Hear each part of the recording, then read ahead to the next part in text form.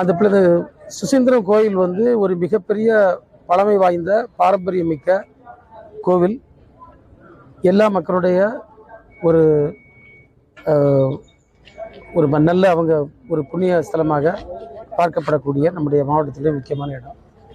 இங்கே வந்து இருக்கக்கூடிய தெப்பக்குளம் வந்து பல 100 ஆண்டுகள் பழமை வாய்ந்த ஒரு தெப்பக்குளம். அதில் வந்து தூர்வாருகின்ற பணிகள் வந்து மேற்கொண்டிருக்காங்க. தூர்வாருகின்ற பணிகள் மேற்கொண்ட நேரத்தில் அந்த ஒரு சைடு கட்டு வந்து அப்படியே மண்ணில் அமுங்கி உட்கார்ந்துட்டு சொன்னால் இருப்பு இருந்துட்டுன்னு சொல்லுவோம். அதே மாதிரி அது கொஞ்சம் ஸ்டக் ஆகிருக்கு.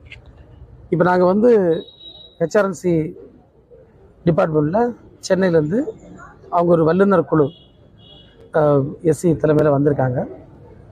நான் மாவட்ட ஆட்சியர்களும் சேர்ந்து பார்வையிட்டிருக்கோம். அதை வந்து முறையாக ஆர்கியாலஜிக்கல் எக்ஸ்பர்ட்ஸோட முறையாக டிஸ்கஸ் பண்ணி ஐஐடி போன்ற நிறுவனங்களோடு கேட்டு அதை அப்படியே பழைய நிலைக்கு கொண்டு வர்றது அதை பற்றி முடிவு பண்ணியிருக்கோம். அதை முறையாக சரி செய்து பழமை மாறாமல் அது முறையாக சரி செய்யப்படும்.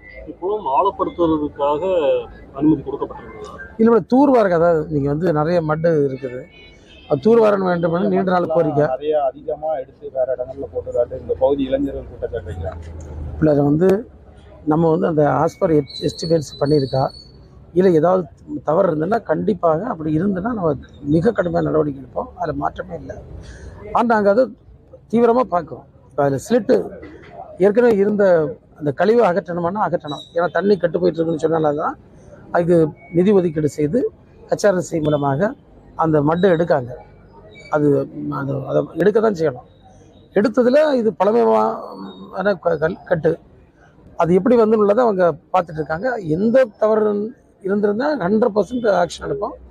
ஆனால் அது நடந்திருக்கக்கூடிய விஷயத்தை பழமை மாறாமல் சீர் செய்வதற்கும் மாண்பு முதல்வரிடத்திலும் அதே போல் நம்முடைய துறை சார்ந்த அமைச்சர்களிடத்திலும் பேசி அதுக்கான நிதி ஒதுக்கீடை பெற்று பெறும். அதுக்கு தான் அவங்கள்ட்ட நாங்கள் சொல்லியிருக்கோம். நீங்கள் வந்து ஆர்கியாலஜிக்கல் எக்ஸ்பர்ட்ஸு ஐஐடி பண்ண நிறுவனங்களோட பேசி எந்த இதுவும் பழமை மாறாமல் அதே மாதிரி ரிட்டைன் பண்ணி கட்டணும்னு சொல்லியிருக்கோம். அடுத்த மாதம் கோயில் திருவிழா இருக்காது, சீக்கிரம் பண்ணிடுவோம். எவ்வளோ ஃபாஸ்ட்டாக பண்ண முடியும் அவ்வளோ ஃபாஸ்ட்டாக பண்ணிடுவோம்.